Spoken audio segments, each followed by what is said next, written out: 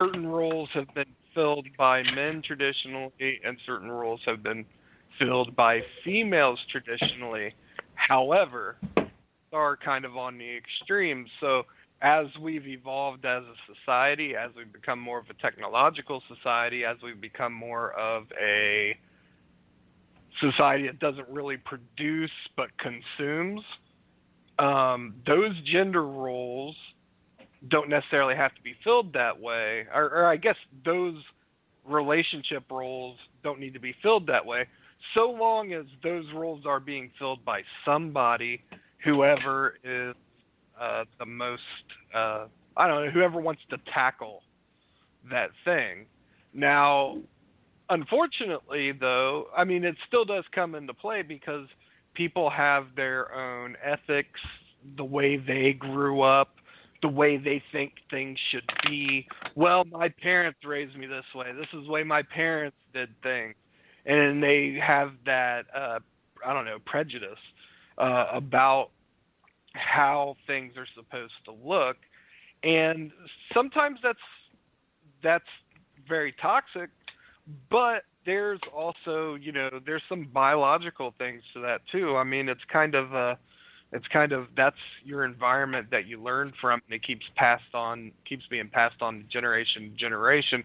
There's still going to be those traditional gender roles that keep playing themselves out, even though it's not a necessity.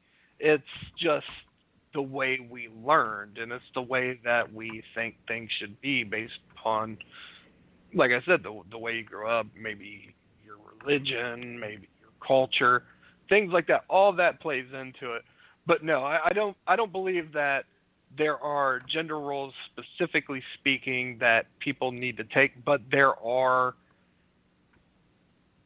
different roles that are kind of premeditated that we usually fall into based upon our environment. What do you think, Dave? I think there are some things that that make it overcomplicated. I think that, like, even discussing with a person, like, I guess, because does that happen in everyday humanity, or the people discussing in all their relationships, like, well, he does the garbage, and I make the beds, and he does the laundry, and she does, like, when you start breaking it down into like categories like that, it just starts to get so like, why does anybody need to be set aside? If you're doing it as like a chore or like a thing, like, why are you automatically assigning a gender to it for no reason? Like, there doesn't need to be a gender argument in that, like, in a relationship. I just think it should be a people thing instead of man or woman. Does that make sense?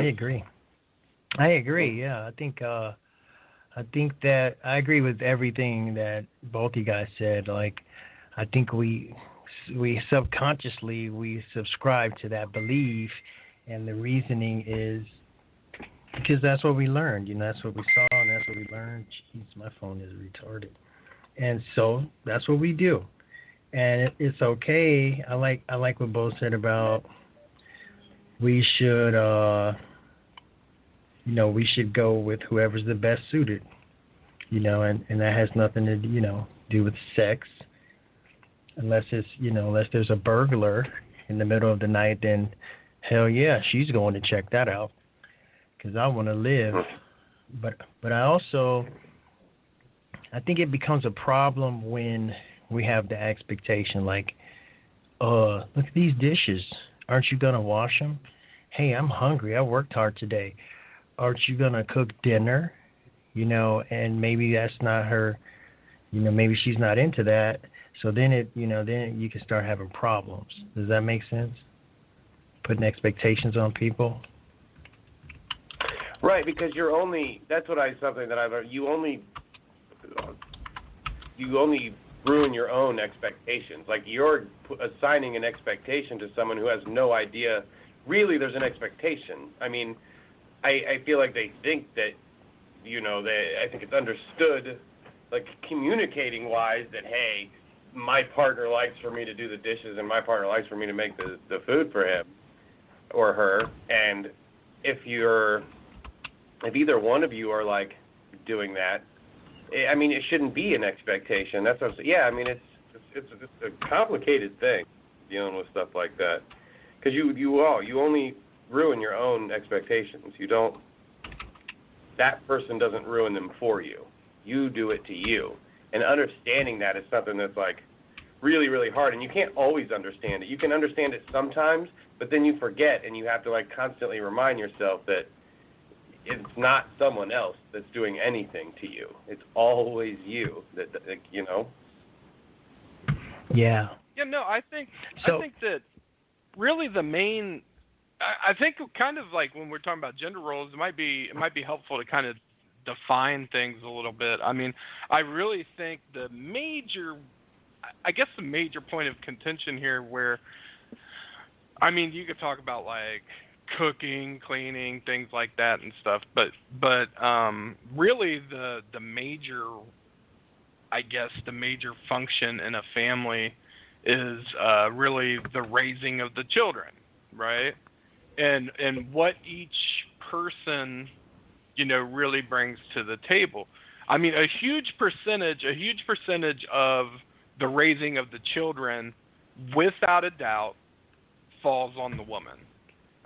Just statistically speaking, as far as time spent with the kids, things along those lines. That's not saying that men aren't good at it and stuff, but I really think that's really the defining gender role that really everything else falls in place behind and stuff, is like, that's the one thing you do have to have the conversation about. Like, you know, dishes, things like that. Those things kind of seem, I don't know, petty. You know, sometimes, I mean, you guys can have a discussion about an expectation of, I'm going to do dishes, or you're going to be in charge of that, or I'm going to do laundry, or I'm going to do something. You know, you can get by without having, set discussions on how that's going to go down. One thing that you can't be successful at is not having a conversation really on how the children are going to be raised, even if you're in a, I'm a quote unquote broken relationship, which is more common, where you have a split family dynamic and stuff. There still has to be communication and stuff about the children and about how you're going to raise the kids and what that's going to look like, who's going to be in charge of, or who's going to be in charge of making sure that the things for the kids get done. And I think that's really where a lot of our relationship roles come from, because typically speaking, women tend to be, at least on the extremes, more interested in relationships and people, and men tend to be more interested in things and stuff and how things work and figuring out how. Now, that's not saying women don't, and that's not saying men don't, and it's not flopped from time to time, but that's just typically why we end up with so many women who are, doing a good majority of the child raising and such. Okay, so what I want to know is, what do we really expect in terms of, gender roles? Like, what are you, like, beyond what we should do and what is politically correct to do, like, realistically? What do we really want? What do we expect from women? Because we have expectations. We can pretend like we don't.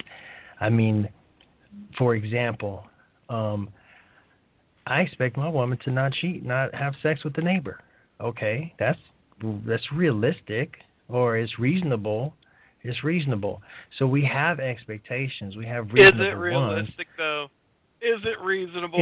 I mean, I've seen your neighbor. It's reasonable. Yeah, and you can have him. He's single.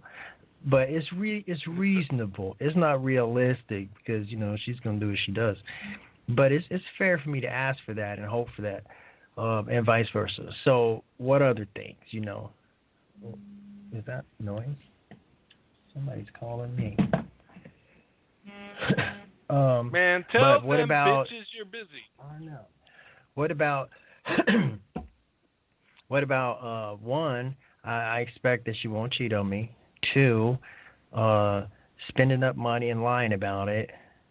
3, I think this is a good one. I expect that I'm going to get sex within, a certain amount of time.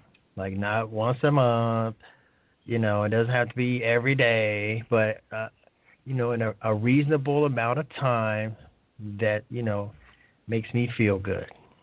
So for me, it might be every 4 days, the cycle of the moon or something. I don't know.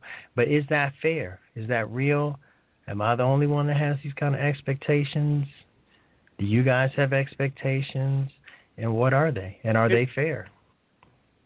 Here's the thing. If you're going to have expectations, you have to be willing to work for them too. Like if you want to have sex 4 times for me, I would be okay with 7 times a day. So like it's up to it's up to like the drive that you have and the motivation and the way that you're approaching your woman. Like if you are interested in that and you know what it takes to get her to that point where she wants it too, or when you do take her to that point, you handle business. Like that's when you want that and you go and you fuck the shit out of her, you do whatever you need to do to her to get your own pleasure, and she's like, oh shit, that was great, you can do that whenever you want, and then you just start to do that. I mean, but you still have to talk about it and be communicating the whole time that to make sure they're always on that level still. I mean, I think my expectation is what I want, because all this other stuff, like her not spending money and, her not cheating on somebody, and, that has to do with wanting sex too, because if she's cheating on you, it's because there's something like physically that you're not giving her that makes her feel that like, just female feeling. I think if we're talking about a gender role. See, that, I don't agree with any of that. I don't agree with any of that. Number one, you can do everything in the world and just have a woman that's just not into it like that. She could just have a low sex drive, or she could have been horny when you met, and then after a couple of years, she's just not. It's not a big deal to her as much as it is to you. So, I mean, to connect how much sex she puts out with some action on my part, that's an expectation, because some women that's just not their thing. And also, something else you said, I'm just that part right there. Like, 'cause some women, it just doesn't matter how you put it down in the bedroom, their sex drive just dictates, and their interest level is like once a month, once every 2 months.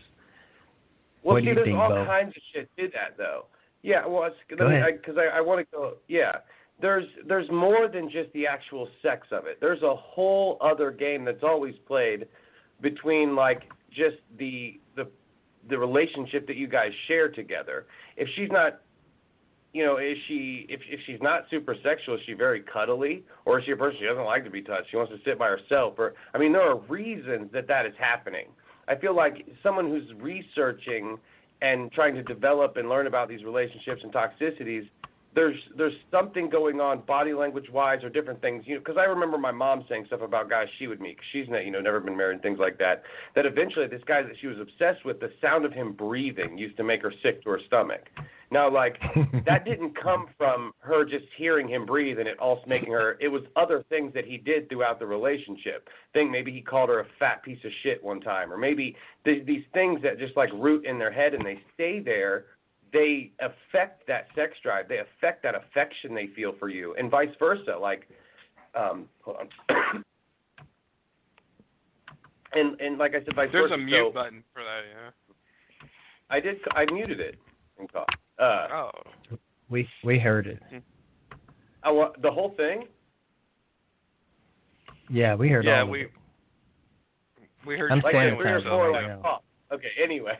But yeah, so I thought that I muted it. The X was over it. But Yeah, that's what I'm saying. So then that happens with you as well. Maybe you're wanting this sex, but you don't know why that you want it. Like maybe there are times I remember, because I've had some very toxic, crazy, weird relationships, that I used to want sex from this person,